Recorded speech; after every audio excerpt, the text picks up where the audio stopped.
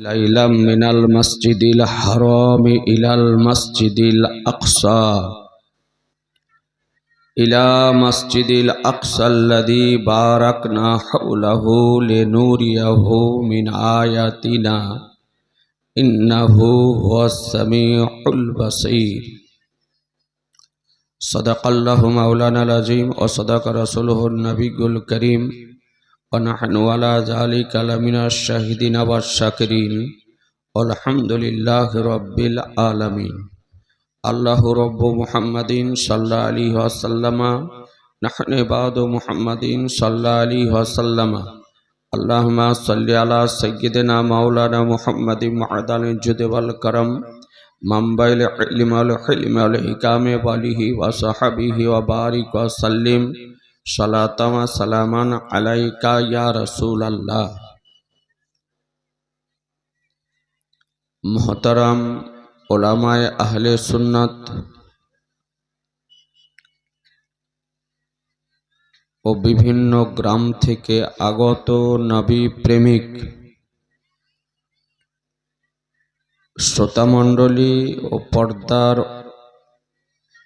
অন্তরালের মা ও ভগ্নীগণ,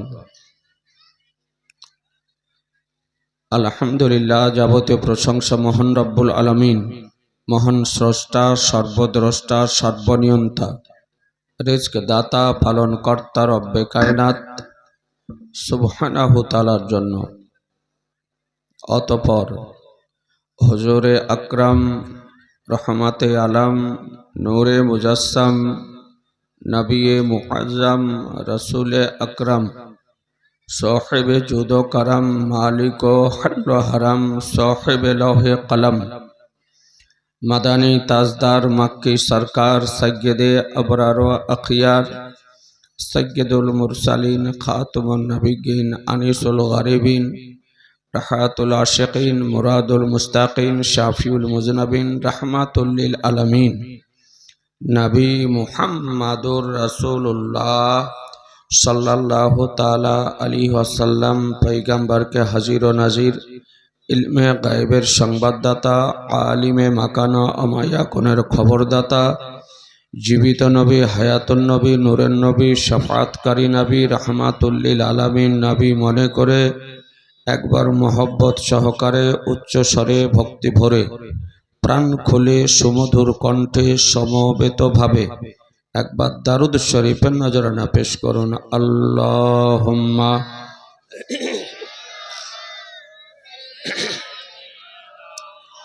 मौलाना मुहम्मद अला आलिहि मौलाना मुहम्मद सल्लल्लाहु ताला अलैहि वसल्लम। আজিজানে मोहतरम, সন্ধ্যা থেকে নিয়ে এ পর্যন্ত অনেক উলামায়ে আহলে সুন্নাত আলোচনা করেছেন। বিশেষভাবে আমার বন্ধুবর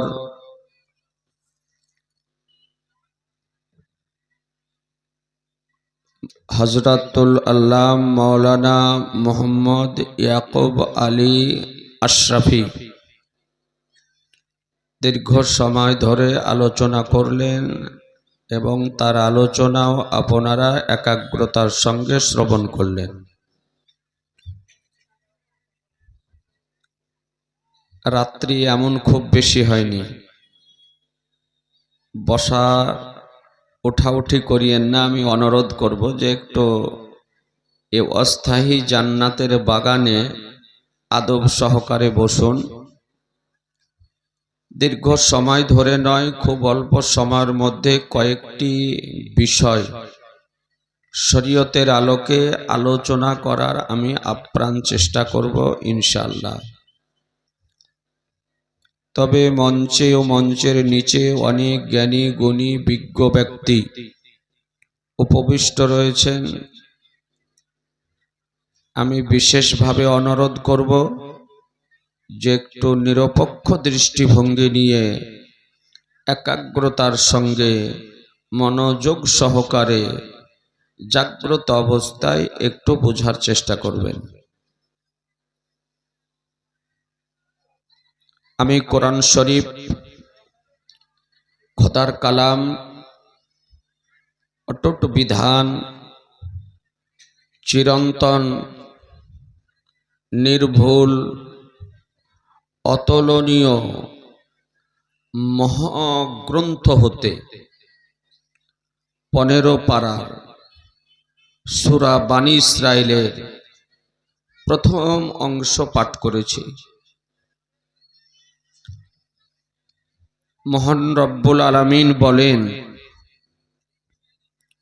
সুবহানাল্লাযী আসরা বিআবদিহি লাইলাম মিনাল মাসজিদিল হারাম ইলাল মাসজিদিল আকসা। ও মহান পবিত্র আল্লাহ, যিনি নিজ বান্দাকে নিয়ে গেলেন রাত্রির সামান্য সময়ে মসজিদে হারাম হতে মসজিদে আকসা পর্যন্ত। আল্লাযী বারাকনা হাওলাহু, যার আশপাশে বরকত রাখা হয়েছে। লে নূরিয়াহু মিন আয়াতিনা, তাকে আমার নিদর্শন বলি দেখানোর জন্য। ইন্নাহু হুয়াস সামিউল বাসীর, নিশ্চয় তিনি শ্রবণকারী এবং দর্শনকারী। আমার তেলাওয়াতকৃত আয়াতের সহজ সরল ভাষায় বাংলা অনুবাদ করলাম। আজিজানে মোহতারাম, আল্লাহ তাআলা সর্বপ্রথম আমাদের প্রিয় নবীকে তৈরি করে সর্বশেষে নূর এবং মানবের সমষ্টিতে, নূর এবং মানবের সংমিশ্রণে, নূর এবং মানবের একাত্রিতকরণে অতি মানব করে, মহামানব করে, অতুলনীয় মানব করে, বেনাজির মানব করে 570 অথবা 571 খ্রিস্টাব্দে 20 এপ্রিল অথবা 22 এপ্রিল মক্কাতুল মুকাররমার সরজমিনে হাশমি কুরাইশি হেজাজি উচ্চ বংশে হযরত মা আমিনা রাদিয়াল্লাহু তাআলা আনহার কোলে সম্ভ্রান্ত পরিবারের একজন বিশেষ সদস্য হযরত আব্দুল্লাহ রাদিয়াল্লাহু তাআলা আনহুর গৃহে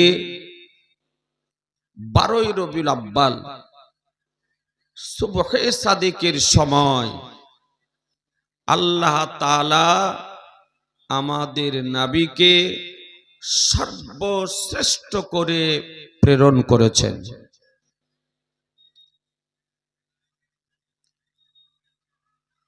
এ নবিয়ে পাক সাহেবে লাউলাক সাল্লাল্লাহু তাআলা আলাইহি ওয়াসাল্লাম, তিনি মক্কাতুল মুকাররমার সরজমিনে 53টি বছর কাটিয়েছেন। আর মহান রব্বুল আলামিনের নির্দেশে হিজরত করে মদিনা শরীফে গিয়ে 10 বছর কাটিয়েছেন। মহানবীর জাগতিক জীবন হলো 63 বছর, পার্থিব জীবন হলো কত বছর বললাম? একটু জোরে বলেন না। 63 বছর। সার্বিকভাবে সর্বশ্রেণীর মানবের সম্মুখে নবী আমার 63 বছর কাটিয়েছেন। এই 63 বছর জীবনে মহানবীর দ্বারা যে অলৌকিক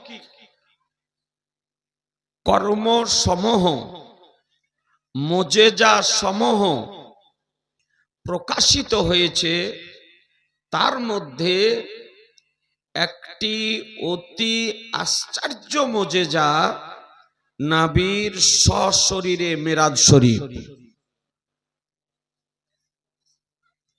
নবীর সশরীরে মেরাজ শরীফ।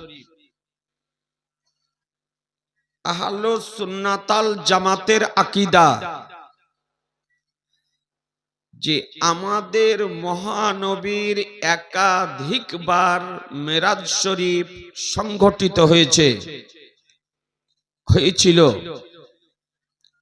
তার মধ্যে একবার হলো সশরীরে, অর্থাৎ দেহ এবং আত্মা সহকারে সশরীরে দৈহিক মেরাজ, শারীরিক মেরাজ।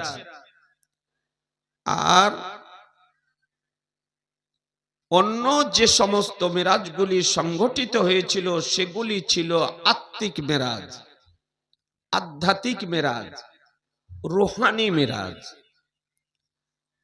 যতবার মেরাজ শরীফ হয়েছে তার মধ্যে একবার হলো শারীরিক মেরাজ, বাকিগুলি হলো আত্মিক মেরাজ।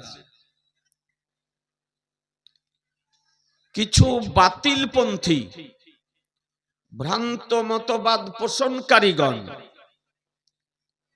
ইসলামিক পোশাকের মুখোশ পরিধান করে, ইসলামিক পোশাকে আজকে আত্মপ্রকাশ করেছে। তাদের আকীদা, তাদের ধারণা যে নবীর সশরীরে মেরাজ শরীফ হয়নি। নবীর মেরাজ শরীফ হয়েছিল আধ্যাত্মিক মেরাজ, আত্মিক মেরাজ, রূহানি মেরাজ। তারা নবীর সশরীরের মেরাজ শরীফকে অস্বীকার করে। এটা বাতিলপন্থীদের আকীদা। আর আহলুস সুন্নাতাল জামাতের আকীদা যে নবীর জীবনে একবার সশরীরে মেরাজ শরীফ সংঘটিত হয়েছিল।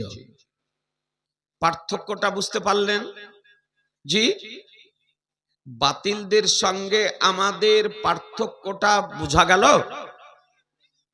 একটু হেনা করতে হবে, ঘুমিয়ে পড়লে হবে না। আল্লাহ তাআলা আদম আলাইহিস সালামকে,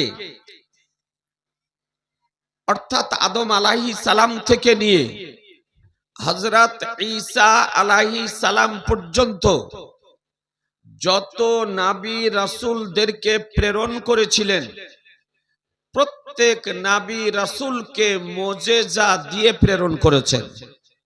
মুজিজা দিয়ে প্রেরণ করেছেন।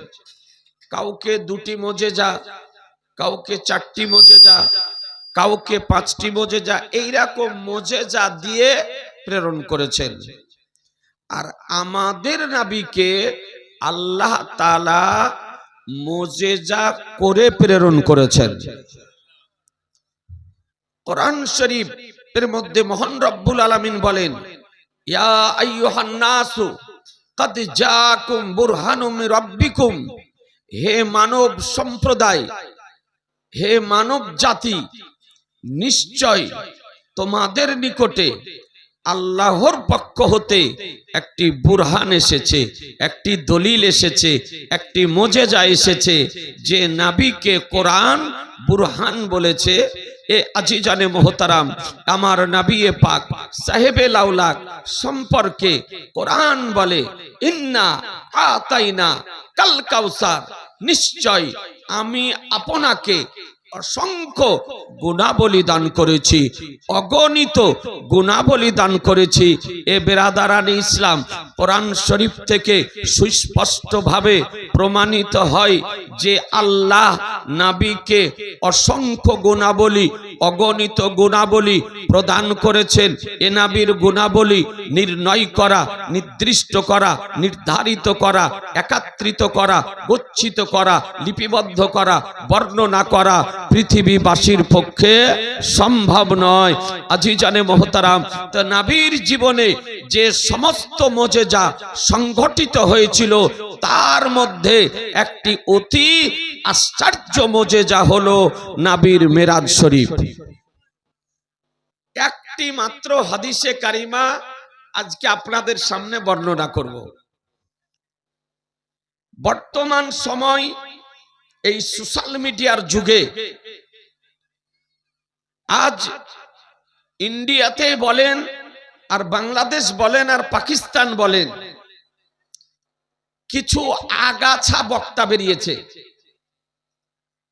ভুঁইফোড় বক্তা বেরিয়েছে।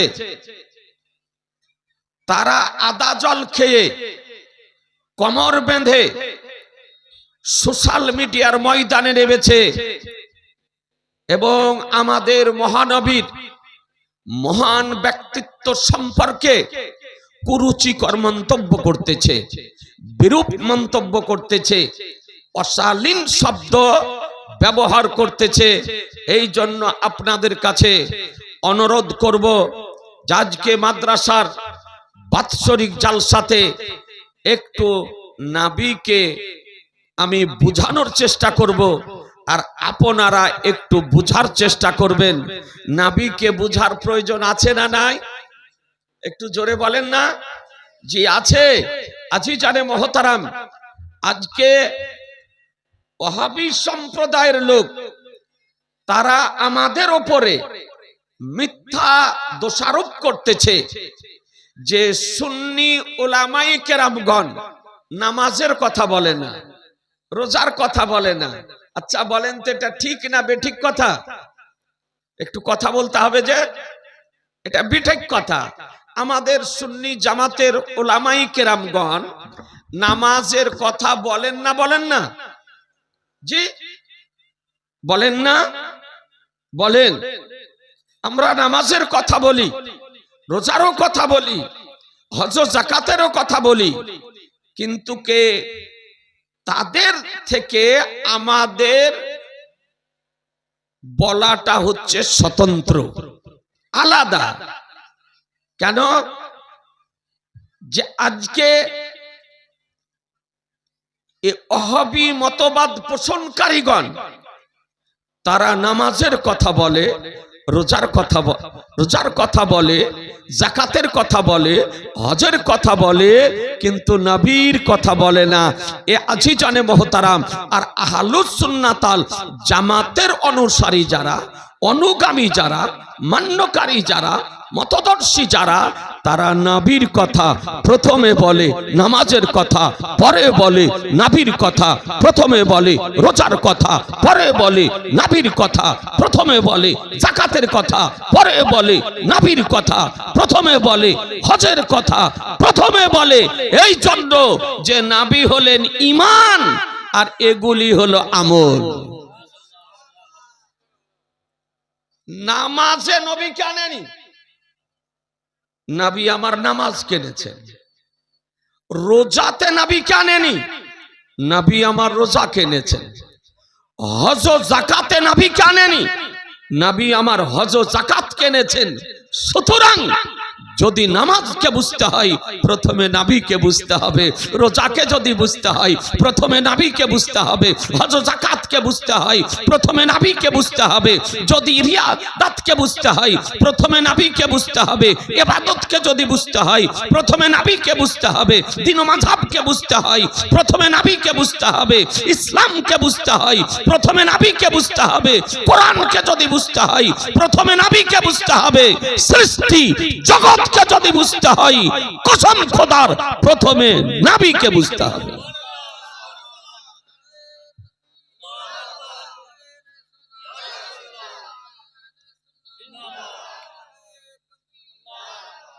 আজিজানে মোহতারাম, নবীকে বাদ দিয়ে বোঝা সম্ভব নয়। এ তাদের সঙ্গে আমাদের ব্যবধান যে আমরা নবীকে বোঝানোর চেষ্টা করি, কারণ নবী হলেন ঈমান।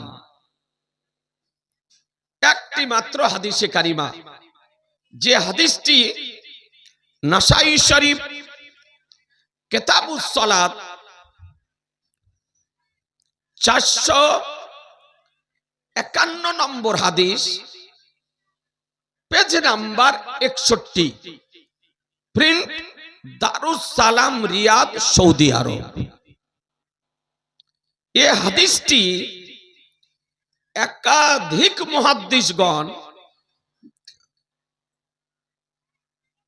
সংকলন করেছেন নিজ নিজ গ্রন্থে।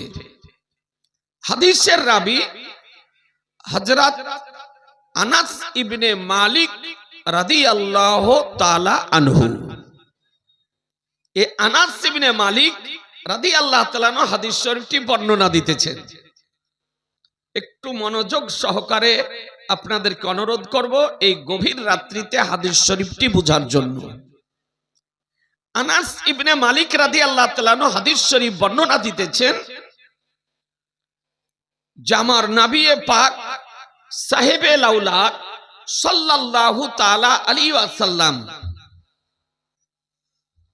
নবী আমার মক্কা শরীফে কাবা শরীফের পাশে উম্মে হানির ঘরে গভীর অন্ধকারাচ্ছন্ন রাত্রে আরাম করতেছিলেন।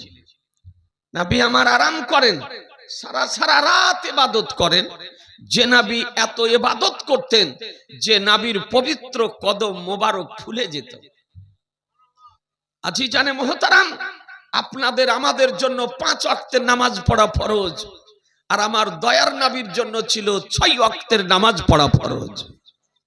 তাহাজ্জুদের নামাজও আমার নবীর জন্য ফরজ ছিল। আজও মক্কা শরীফে যদি যান তো দেখতে পাবেন তাহাজ্জুদের সময় আজান হয়। আপনি ফাতোয়ায়ে শামি উঠে দেখুন, তাতে লেখা আছে যে নবীর জন্য 6 ওয়াক্তের নামাজ পড়া ফরজ।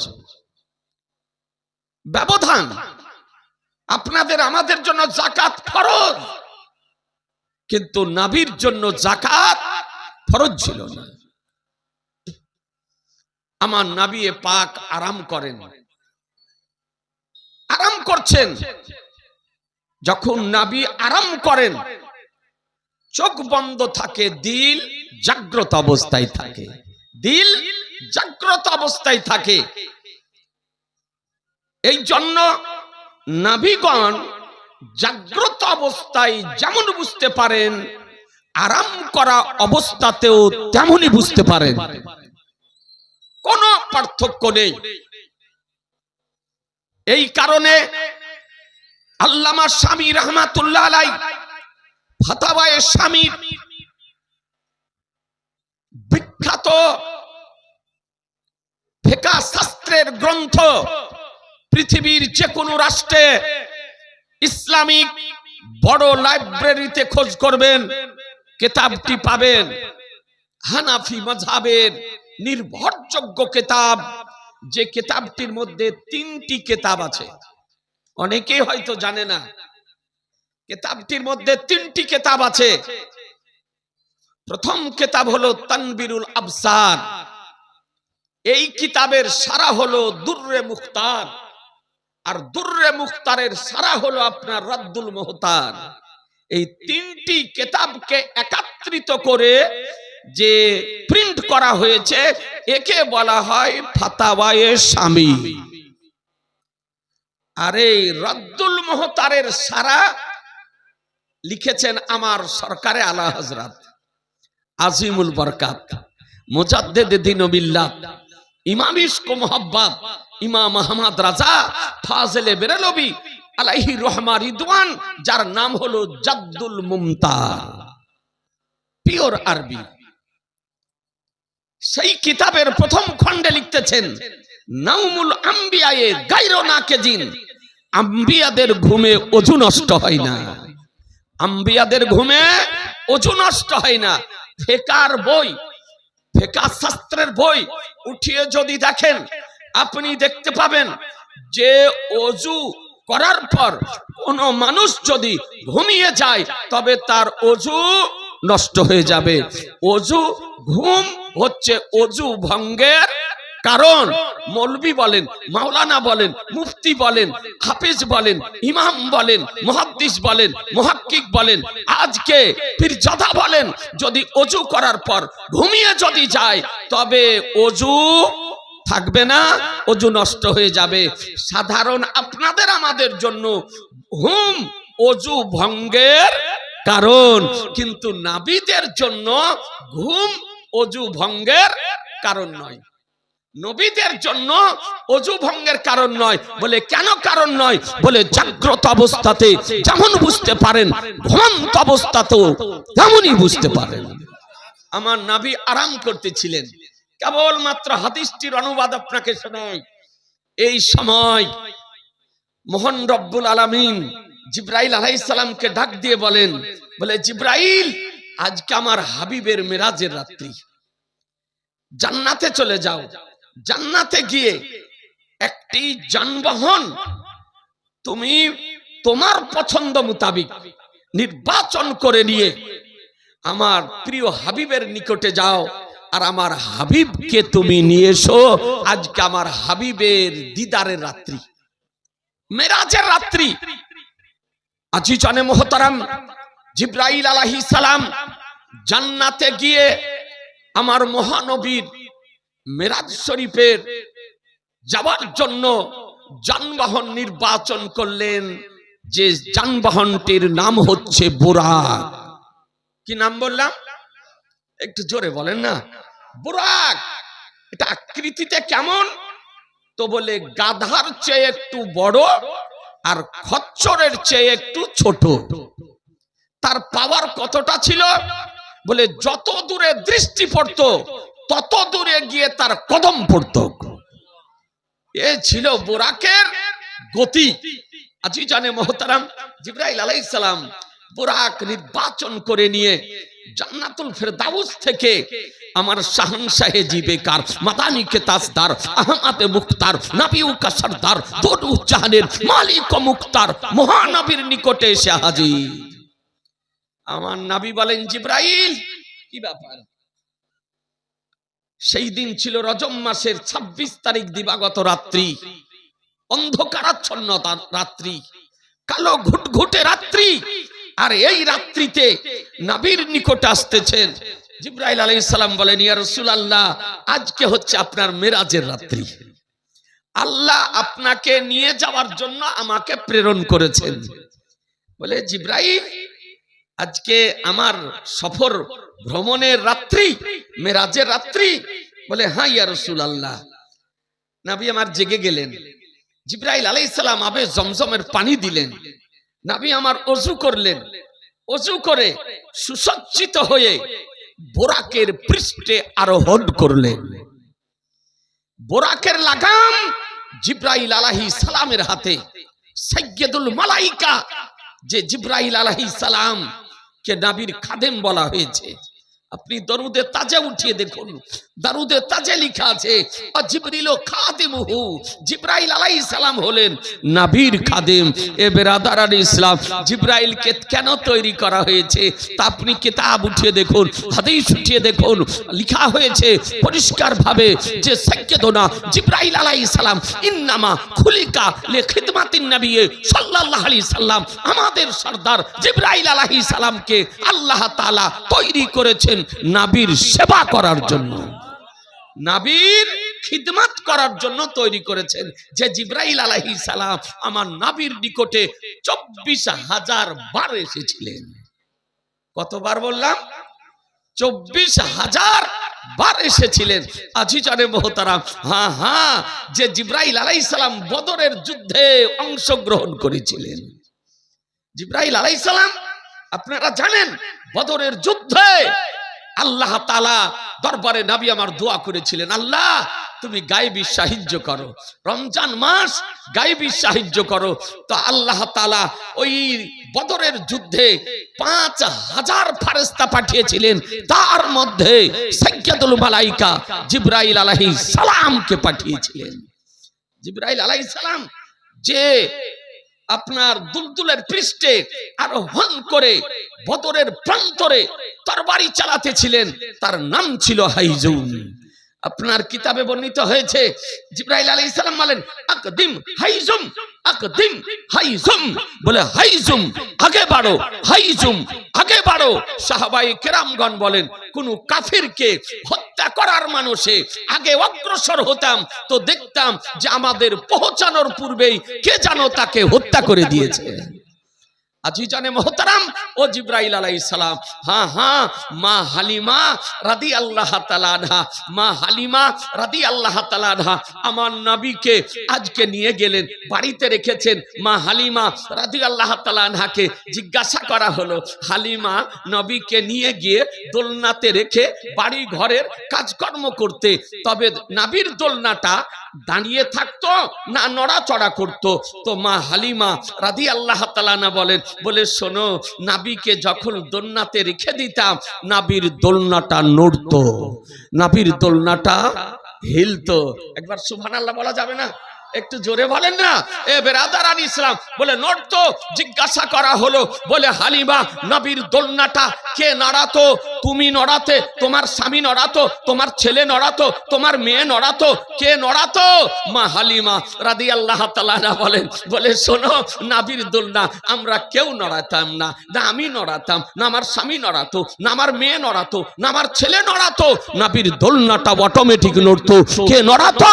কিতাব উঠিয়ে দেখুন, বর্ণিত হয়েছে, ইন্না মাহাদাহু সাল্লাল্লাহু তাআলা আলাইহি ওয়াসাল্লাম ইয়াতাহাররাকু বিতাহরিকিল মালায়েকা, নিশ্চয় নবী মাহাদ অবস্থায়, শিশু অবস্থায়, দুগ্ধপান করা অবস্থায় মা হালিমার ঘরে দোলনার উপরে আরাম করতেন, আর খোদার ফেরেশতা আসার পর দোলনাকে নড়াতো। মুসলমান, এ হলো নবীর শান, এ হলো নবীর মূল্য, নবীর মর্যাদা।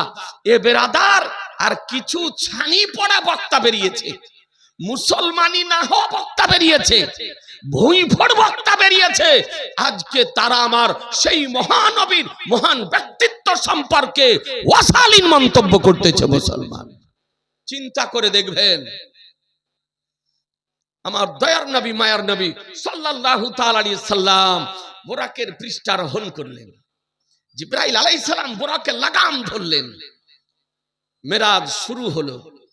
নবীর মেরাজ যখন আরম্ভ হলো, আল্লাহ তাআলা সূর্যকে বলেন, সূর্য গতি বন্ধ করে দাও, চাঁদ তোমার গতি বন্ধ করে দাও, নক্ষত্র রাজি তোমাদের গতি বন্ধ করে দাও, দিন দাঁড়িয়ে যাও, রাত দাঁড়িয়ে যাও, বাতাস দাঁড়িয়ে যাও, পৃথিবী স্তব্ধ হয়ে যাও, পৃথিবী নিস্তব্ধ হয়ে যাও, যে যেখানে আছো সে সেখানেই থাকো, এক চুল চলবে না।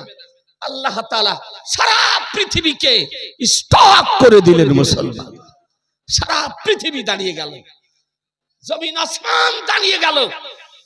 আমার নবী ভ্রমণ চলতেছে, সফর চলতেছে, মেরাজ শরীফ সংগঠিত হবে মক্কাতুল মুকাররমার সরজমিন থেকে। কিছু দূর যাওয়ার পর জিবরাইল আলাইহিস সালাম বুরাকের লাগাম খিঁচলেন, বুরাকের লাগাম খিঁচলেন, বুরাক দাঁড়িয়ে গেল। জিবরাইল আলাইহিস সালাম বলেন, ইয়া রাসূলুল্লাহ, আপনি বুরাকের পৃষ্ঠ হতে অবতরণ করুন। নবী আমার অবতরণ করলেন। অন্ধকার রাত্রি। বলেন, ইয়া রাসূলুল্লাহ, এই জায়গাতে 2 রাকাত নামাজ পড়ুন। নবী আমার 2 রাকাত নামাজ পড়লেন। 2 রাকাত নামাজ পড়ার পর জিবরাইল আলাইহিস সালাম জিজ্ঞাসা করতেছেন, ইয়া রাসূলুল্লাহ, এই জায়গাতে যে 2 রাকাত নামাজ পড়লেন, এই জায়গাটার নাম কি জানেন? জিবরাইল আলাইহিস সালাম জিজ্ঞাসা করছেন। নবী আমার বলেন, জিবরাইল, এই জায়গার নাম হলো মদিনা। একটু জোরে বলতে হবে, আর একটু জোরে। জায়গার নাম মদিনা। মদিনা। নবী আমার হিজরতের পূর্বেই জানতেন যে আমাকে মক্কা শরীফ থেকে হিজরত করে এই স্থানে আসতে হবে, আর এখানেই আমার সবচেয়ে বোমবার তৈরি হবে মুসলমান। জি, আজকে আপনাদেরকে বলতে চাই, নবী আমার 2 রাকাত ওখানে নামাজ পড়লেন। জিবরাইল আলাইহিস সালাম বলেন, ইয়া রাসূলুল্লাহ আরোহণ করুন। আর কিছু বললেন না। নবী আমার বুরাকের পৃষ্ঠারোহণ করে চলতেছেন, জমিনের উপরে চলতেছেন, এখনো ঊর্ধ্ব আকাশে যাননি। নবী আমার জমিনে চলতেছেন বুরাকের পৃষ্ঠে। সেখান থেকে কিছু দূর যাওয়ার পর জিবরাইল আলাইহিস সালাম বুরাকের লাগাম খিঁচলেন, বলেন ইয়া রাসূলুল্লাহ অবতরণ করুন। অবতরণ করলেন, বলে 2 রাকাত নামাজ পড়ুন। 2 রাকাত নামাজ পড়লেন। বলে ইয়া রাসূলুল্লাহ এই যে স্থানে নামাজ পড়লেন জায়গাটির নাম কি? আমার দয়ার নবী বলেন, জিবরাইল জায়গাটির নাম হলো তুরে সিনা। জায়গাটির নাম তুরে সিনা, তুর পর্বত। ও তুর পর্বত ঐতিহাসিক পর্বত, ঐতিহাসিক পাহাড়, যে জায়গাতে হযরত মুসা কালিমুল্লাহ আলাইহিস সালাম আল্লাহকে দেখার জন্য গিয়েছিলেন। আল্লাহকে দেখার জন্য গিয়েছিলেন।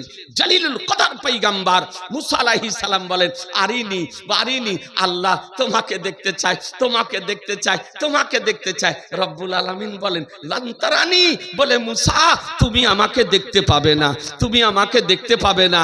আল্লাহ বলেন দেখতে পাবে না, আর মুসা আলাইহিস সালাম বলছেন আল্লাহ তোমাকে দেখতে চাই, তোমাকে দেখতে চাই, তোমাকে দেখতে চাই। তো নবীর দোয়া আল্লাহ ফিরিয়ে দিবেন। তো বলে মুসা তুমি যখন দেখতে চাও তো এক কাজ করো, 40 দিন রোজা রাখো, রোজা রাখার পর তুমি তুর পর্বতে এসো, আর তুর পর্বতে আমি নূরের তাজাল্লি প্রদান করব। এ নূরের তাজাল্লি যে দর্শন করে সহ্য করতে যদি পারো, বরদাস্ত যদি করতে পারো, ধৈর্য যদি ধরতে পারো, তবে তুমি আমাকে দেখার আশা আকাঙ্ক্ষা কামনা বাসনা তুমি ইচ্ছা প্রকাশ করিও। এ বেরাদার হযরত মুসা কালিমুল্লাহ আলাইহিস সালাম 40 দিন রোজা রেখে, রোজা রাখা অবস্থায় 40 জন সাথী নিয়ে তুর পর্বতে যেতেছেন খোদাকে দেখার জন্য, খোদার নূরের তাজাল্লিকে দর্শন করার জন্য। একটু ভেবে দেখবেন, খোদাকে দেখার জন্য ইচ্ছা প্রকাশ করছেন মুসা আলাইহিস সালাম, আর আজ আল্লাহ নবীকে দেখার জন্য জিবরাইলকে প্রেরণ করতেছেন। জি, জিবরাইলকে প্রেরণ করতেছেন।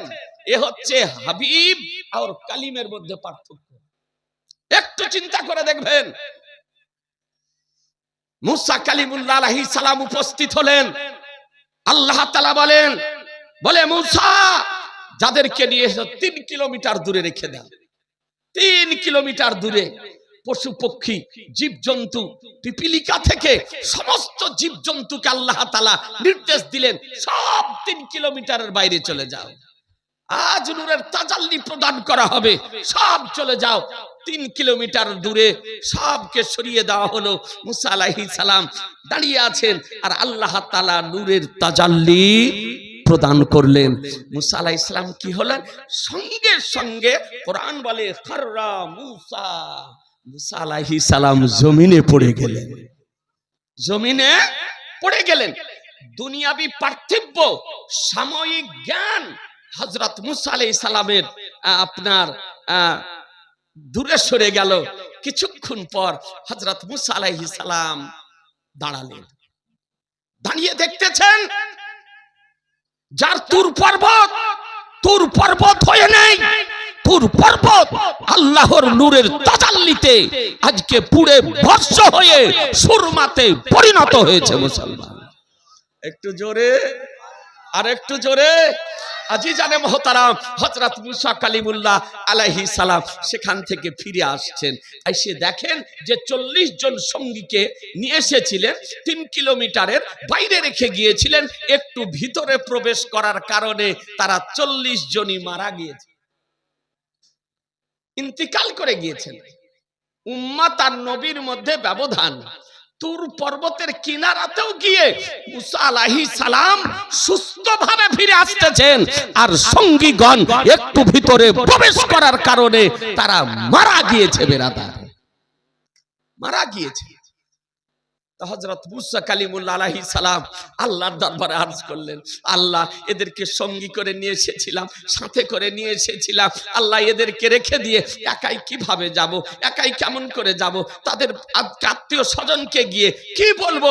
হযরত মুসা আলাইহিস সালাম আল্লাহর দরবারে যেমন দোয়া করা, আল্লাহ রাব্বুল আলামিন মুসা কালিমুল্লাহ আলাইহিস সালামের দোয়াকে কবুল করে নিয়ে ওই মৃত 40 জন ব্যক্তিকে জীবিত করে দিয়েছিলেন মুসলমান।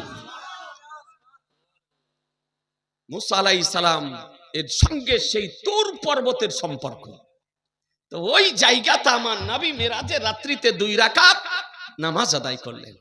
আজিজানে মুহতারাম, খুব ভালো করে একটু বোঝার চেষ্টা করুন, হাদিস শরীফের মাত্র অনুবাদটা বলতেছি আমি। এরপরে নবী আমার আবার আরোহণ করলেন, কিছু দূর অগ্রসর হলেন। কিছু দূর অগ্রসর হওয়ার পর জিবরাইল আলাইহিস সালাম লাগাম খিঁচলেন, বুরাক দাঁড়িয়ে গেল। নবী আমার অবতরণ করলেন, 2 রাকাত নামাজ পড়লেন। নামাজ সমাপ্ত হওয়ার পর সাইয়্যিদুনা জিবরাইল আলাইহিস সালাম বলেন, ইয়া রাসূলুল্লাহ, যে জায়গাতে নামাজ পড়লেন এই জায়গাটির নাম কি জানেন? নবী আমার বলেন, এ জিবরাইল, জায়গাটির নাম হলো বাইতুল লাহাম। কি নাম বললাম? জোরে ব্রেনে সেভ করে নেন। বাইতুল লাহাম। বাইতুল লাহাম কোন জায়গা জানেন? কোনদিন শুনেছেন? শোনেননি?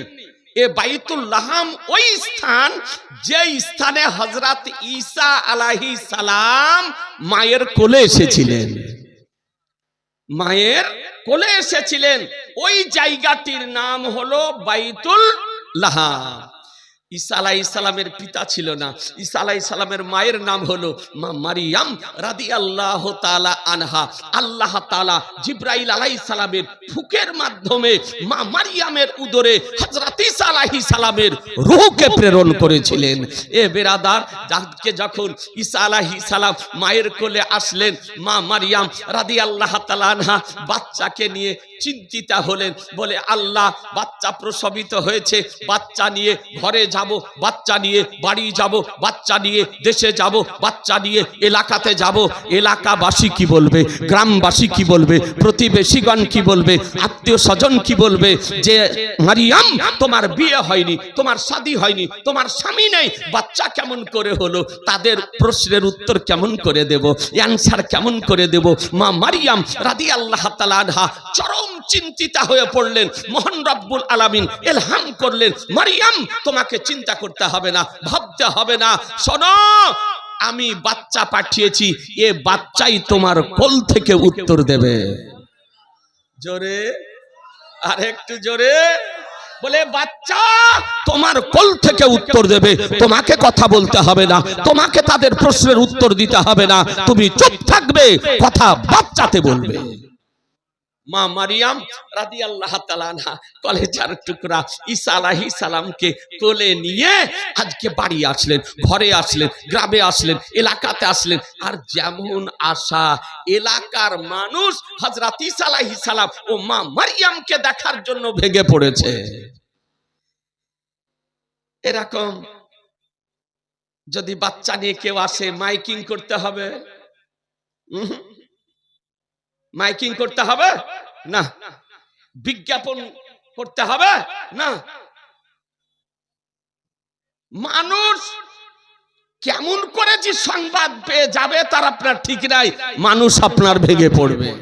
পুরাই এলাকার মানুষ ভেঙে পড়েছে হযরত ঈসা আলাইহিস সালামকে দেখার জন্য, মা মারিয়ামকে দেখার জন্য। আসার পর বলছে, মারিয়াম তুমি একজন সম্ভ্রান্ত পরিবারের মহিলা, উচ্চ বংশের মহিলা, তোমার পিতা এরকম ছিল না, মা এরকম ছিল না, কিন্তু তোমার বিয়ে হয়নি, তোমার শাদী হয়নি, তোমার স্বামী নেই, বাচ্চা কেমন করে হলো, বাচ্চা কেমন করে হলো? যখন জিজ্ঞাসা করলো, মা মারিয়াম রাদিয়াল্লাহু তাআলা আনহা নিশ্চুপ ইশারা করে দিলেন, জিজ্ঞাসা যদি করতে হয় বাচ্চাকে জিজ্ঞাসা করো, প্রশ্ন যদি করতে হয় বাচ্চাকে প্রশ্ন করো, হাতের ইঙ্গিতে ইশারাতে বলে দিলেন। এ বেরাদার, একজন ব্যক্তি মা মারিয়ামের কোলে আজকে শিশু সন্তান হযরত ঈসা আলাইহিস সালামকে দেখার ফলে অশালীন শব্দ ব্যবহার করেছিল, মা মারিয়ামকে সঙ্গে সঙ্গে তার জবানে প্যারালাইসিস হয়ে গিয়েছিল, জবান তার বাদ হয়ে গিয়েছিল। মা মারিয়ামের কোলে বাচ্চাকে দেখে একজন ব্যক্তি আঘাত করার জন্য হাত উঠিয়েছিল, তো সঙ্গে সঙ্গে তার হাতে প্যারালাইসিস হয়ে গিয়েছিল। একজনের হাত বেকার হলো, একজনের জবান বেকার হলো, তাদের কাছ থেকে অন্যরা শিক্ষা পেল। আর কেউ কিছু বলবে? জি, চোখের সামনে একজনের জবান বেকার হতে দেখেছে, একজনের হাত বেকার হতে দেখেছে, আর অন্যরা সতর্কতা অবলম্বন করবে না? তারা সতর্কতা অবলম্বন করলো যে আবার কিছু বলতে গিয়ে আবার কিছু হবে। শেষ পর্যন্ত ওরা বলাবলি করতে লাগলো যে আচ্ছা, যখন বাচ্চাকে জিজ্ঞাসা করতে বলছে তো বাচ্চাকে জিজ্ঞাসা করো না। তো তাদের মধ্যে জ্ঞানী গুণী যারা, তারা জিজ্ঞাসা করতেছে মা মারিয়ামের কোলের বাচ্চা হযরত ঈসা আলাইহিস সালামকে, বলে তুমি কে? তুমি কে? সঙ্গে সঙ্গে ঈসা আলাইহিস সালাম মায়ের কোল থেকে মস্তককে উঁচু করে এলাকাবাসীদের প্রশ্নের উত্তর দিতেছেন, বলে শোনো, ইন্নী আব্দুল্লাহ, আমি হলাম খোদার বান্দা। আমি হলাম খোদার বান্দা। আমি খোদার ছেলেও নই, আমি পুত্র নই, আমি হলাম খোদার বান্দা। এরপরে কি বলতেছেন দেখুন, তিনি বলতেছেন আতানি আল কিতাব, আল্লাহ আমাকে কিতাব দান করেছেন। তারপরে বলতেছেন জালানি নাবিয়্যা, আল্লাহ তাআলা আমাকে নবী করে প্রেরণ করেছেন। জোরে বলতে হবে, আর একটু জোরে। মুসলমান, একটি প্রশ্ন জিজ্ঞাসা করা হলো আর ঈসা আলাইহিস সালাম উত্তর দিতেছেন আমি হলাম খোদার বান্দা, আমাকে আল্লাহ কিতাব দান করেছেন এবং আমাকে নবী করে প্রেরণ করেছেন। কি করে? কথা বলেন। নবী করে প্রেরণ করেছেন। হযরত ঈসা আলাইহিস সালামের কথা শুনে এলাকাবাসী, গ্রামবাসী আশ্চর্যান্বিত হলো। আজকে শিশু বাচ্চা, মাদ বাচ্চা, সবে মাত্র ভূমিষ্ঠ হওয়া বাচ্চা মায়ের কোল থেকে মস্তক উঁচু করে কথা বলতেছে। হযরত ঈসা আলাইহিস সালাম শিশু অবস্থায় কথা বলেছেন, নবী হয়ে এসেছেন। একটা কথা বলুন, আমাদের নবী 40 বছরে নবী হয়েছেন না নবী হয়ে এসেছেন? কথা বলতে হবে। আমাদের নবী 40 বছরে নবী হয়েছেন না নবী হয়ে এসেছেন? জোরে বলেন না। নবী হয়ে এসেছেন। সুন্নি জামাতের আকীদা, নবী হয়ে এসেছেন। হানাফিদের আকীদা, নবী হয়ে এসেছেন। শাফিদের আকীদা, নবী হয়ে এসেছেন। মালিকিদের আকীদা, নবী হয়ে এসেছেন। হাম্বলীদের আকীদা, নবী হয়ে এসেছেন। চার মাযহাব মান্যকারীদের আকীদা, নবী হয়ে এসেছেন। ওয়াহাবিদের আকীদা, তাবলীগীদের আকীদা, জামাতীদের আকীদা, লামাযহাবীদের আকীদা, আহলে হাদিসদের আকীদা, জামাতীদের আকীদা। এ বেরাদার, যে নবী 40 বছর বয়সে নবুয়ত লাভ করেছে, অর্থাৎ 40 বছর বয়সে নবী হয়েছে। বাতিলদের আকীদা, সকলের আকীদা যে 40 বছরের আগে নবী ছিলেন না, 40 বছর বয়সে নবী নবুয়ত প্রাপ্ত হয়েছেন, লাভ করেছেন। অনেক বাংলার শিক্ষিত ব্যক্তি আছেন, প্রাপ্ত হওয়া মানেও পাওয়া, লাভ করা মানেও পাওয়া। তার মানে 40 বছরের আগে নবী ছিলেন না, 40 বছরে নবী নবুয়ত পেলেন, নবী হলেন। এ বেরাদার, কোন ব্যক্তি, কোন মুল্লা, কোন ডাক্তার, কোন বক্তা, কোন নায়ক যদি বলে যে নবী 40 বছরে নবুয়ত প্রাপ্ত হয়েছে, লাভ করেছেন, তবে তার কথাটা ঠিক হবে না বেঠিক? জোরে বলতে হবে যে বেঠিক হবে। আর বেঠিক কথা যদি বলে তার কথা মান্য করা যাবে, সমর্থন করা যাবে, ওর দলে যাওয়া চলবে, ওর পিছনে নামাজ পড়া যাবে, ওকে প্রশ্রয় দেওয়া যাবে। জি না মুসলমান, আপনাদেরকে বলি, যারা বলতেছে নবী 40 বছর বয়সে নবুয়ত প্রাপ্ত হয়েছে, লাভ করেছে, তাদের কথা ভুল কথা, বেঠিক কথা, অইসলামিক কথা, শরীয়ত বিরোধী কথা। আমাদের নবী 40 বছর বয়সে নবুয়ত প্রাপ্ত হননি, 40 বছর বয়সে নবুয়ত ঘোষণা করেছেন। 40 বছর বয়সে নবী নবুয়ত প্রকাশ করেছেন। প্রকাশ করা আলাদা বিষয়, প্রাপ্ত হওয়া আলাদা বিষয়, আজকে ঘোষণা করা আলাদা বিষয়, আর লাভ করা হলো আলাদা বিষয়। আমাদের আকীদা, আমাদের বিশ্বাস যে আমাদের নবী হয়ে এসেছেন আর 40 বছর বয়সে নবুয়ত প্রকাশ করেছেন। মনে থাকবে না? জি থাকবে মনে। এ বেরাদার, আপনাদেরকে বলি, আচ্ছা হাদিস শরীফে আছে না নাই যে আমাদের নবী কবে নবী হয়েছে? বলবো? জি সবাই বলছেন না যে নবী কবে নবী হয়েছেন হাদিস শরীফে আছে না নাই? যারা বলছে 40 বছরে নবী নবুয়ত লাভ করেছে, আপনার কিয়ামতের পূর্ব পর্যন্ত বুখারী বলেন, মুসলিম বলেন, আবু দাউদ বলেন, নাসাই বলেন, ইবনে মাজাহ বলেন, বাইহাকি বলেন, দারেমি বলেন, দারেকুতনি বলেন, কানজুল উম্মাল বলেন, নাসাই বলেন, কোন হাদিস থেকে একটা দলিল পেশ করতে পারবে না, একটা দলিল দিতে পারবে না। কিন্তু আলহামদুলিল্লাহ সুন্নি জামাতের আকীদার পিছনে দলিল মওজুদ রয়েছে। বেরাদার, আপনাকে বলে দিই কোন হাদিস শরীফে আছে এই মাদ্রাসার জন্য একটা ভাই 1000 টাকা দেন না? যখন ধান উঠবে তারপরে দেন 1000 টাকা, একটা ভাই। আপনি নামটা লিখে দেন, পরে আপনি দিন। আলহামদুলিল্লাহ মাদ্রাসার জন্য একজন ভাই 1 মিনিট, কেউ দেওয়ার মতন নাই। মৌলানা সাখাওয়াত হোসেন সাহেব কোন দিক গেলেন? একটা ভাই 1 মিনিটের জন্য। দেরি করব না, হাদিসটা আপনাকে শেষ করব, তারপর আমার বক্তব্য ইনশাআল্লাহ শেষ হবে। তবে একটা ভাইয়ের কাছে বলি 1000 টাকা 10 দিন 20 দিন 1 মাস পরে দিন, নাহলে 2 মাস পরে দিন। একটা ভাই, একটু হাত উঠান না। আলহামদুলিল্লাহ, আল্লাহ আপনাদের রুজি রোজগারে বরকত দেবে। আমার রাসূলুল্লাহর আজকে জ্ঞান প্রচার ও প্রসারের উদ্দেশ্যে এ প্রতিষ্ঠান কায়েম করা হয়েছে। মুসলমান একটা ভাই 1000 টাকা পারবেন না? এরকম কোন পিতাহারা মাহারা সন্তান নেই যে আপনি দিবেন 1 মাস পরে, না হলে 2 মাস পরে দিন, মাত্র 1000 টাকা। ওই দিকে ভাই বোধহয় দিবে, হাত উঠিয়েছেন, চিনতে পারছো? হামিদুর রহমান ভাই, আলহামদুলিল্লাহ হামিদুর রহমান ভাই 1000 টাকা দেবে। আর এই ভাইয়ের নাম মোহাম্মদ, আলহামদুলিল্লাহ 1000 টাকা দিয়ে আল্লাহ যেন কবুল করে। নারায়ে তাকবীর, নারায়ে রিসালাত, মাসলাক আলা হযরত, 1000 টাকার দাতাগণ। তবে আরেকটা ভাই যদি দিয়ে দিতেন তো বিজোড় হয়ে যেত। এ ভাইয়ের জানাবার দেবে। এদিকে তাকাও। এ বাবু উঠছো কেন গো? হামিজুল কোরাইডাঙ্গি, আলহামদুলিল্লাহ ভাই জান আমার 1000 টাকা দেবে। তাহলে 3টা হলো। আর একটা ভাই দিয়ে দেন, হাদিসটা শুনেন। কারণ আল্লাহর নামে 4টি অক্ষর, আমার নবীর নামে 4টি অক্ষর। আল্লাহ এতে 4টি অক্ষর, মুহাম্মদ সাল্লাল্লাহু আলাইহি সাল্লাম এতে 4টি অক্ষর। একটা ভাই 4 করে দেন না? আপন পিতার নামে, আপন মায়ের নামে, আপনার পিতামাতা অন্ধকার কবরে কি অবস্থায় শায়িত রয়েছে আপনি জানেন না। এই দানের সওয়াব যেন আপনার মৃত পিতামাতার রূহের নিকটে পৌঁছে যায়। এই ভাই আমার দেবে।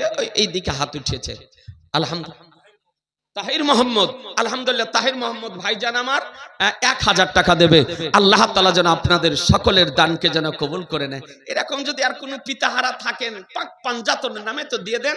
হাদিসটা বলে দিই, পাক পাঞ্জাতনের নামে পিতাহারা, আপনার মা কবরে আছে, পিতা কবরে আছে, যে মা আপনাকে পেটে বহন করেছে, যে মা আপনাকে স্তনের দুগ্ধ পান করিয়েছে, যে মা আপনাকে শিশু অবস্থায় খাবার চিবিয়ে খাইয়েছে, যে মা আজকে আপনার 5 থেকে 6 বছর পেশাব পায়খানা পরিষ্কার করেছে, যে মা শীতের রাত্রিতে আপনাকে আমাকে কলিজার উপরে করে নিয়ে রাত্রি অতিবাহিত করেছে।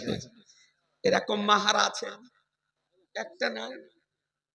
আলহামদুলিল্লাহ ভাইজান আমার 1000 টাকা দেবে। বাবা মানমা হাজী সাহেব, আলহামদুলিল্লাহ হাজী সাহেব 1000 টাকা। এই নিচে একটা ভাই না এরকম মাহারা, শহীদুল ইসলাম, আলহামদুলিল্লাহ 1000 টাকা দিয়েছে।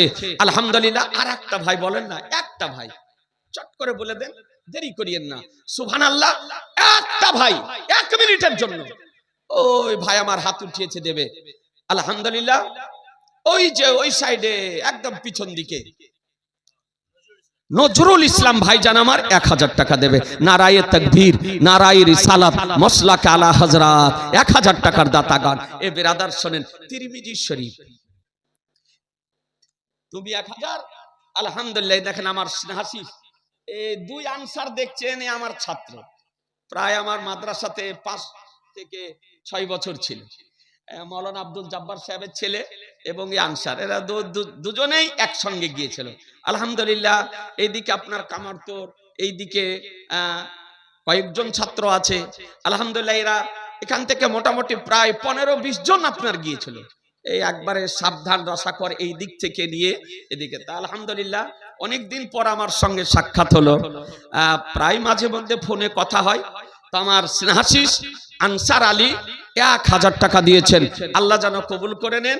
এ দেখেন, বলেছিলাম 5টা তো হয়ে গেছে, 7টা। 3টা ভাই দিয়ে 10 করে দেন। 3 জন ভাই 1000 করে দিয়ে 10 করে দেন।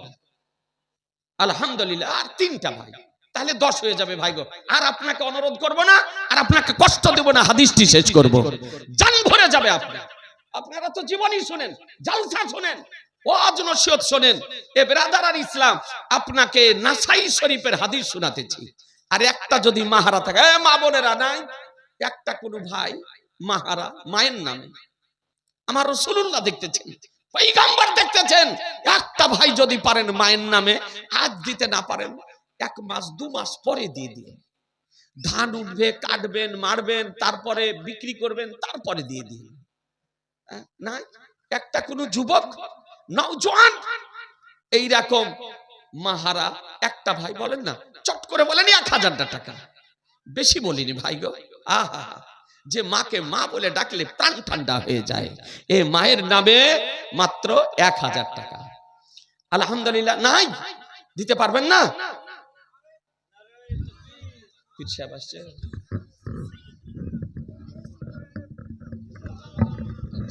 नारे तकबीर, नारे तकबीर, नारे रिसालत, नारे रिसालत, आले रसूल हजरत पीर साहब किबला, नारे तकबीर, नारे रिसालत।